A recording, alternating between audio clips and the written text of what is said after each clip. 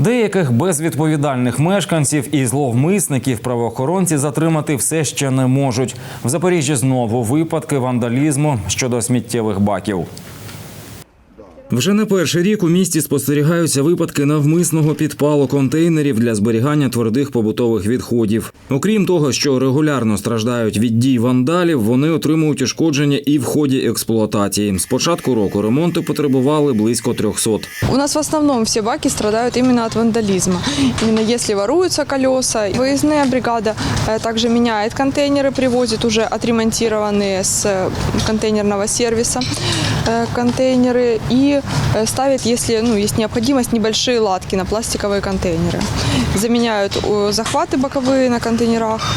То есть мелкие ремонты они могут сделать на месте на площадках. Підпали, крадіжки колес або викидання будівельного сміття. За добу майстри компанії мають справу з десятками таких випадків у різних районах міста. На цей раз на вулиці Шкільна. На данном адресе сегодня заменили 4 колеса. На 2 контейнерах по 2 колеса. Була проблема з перегрузом і висипались підшипники.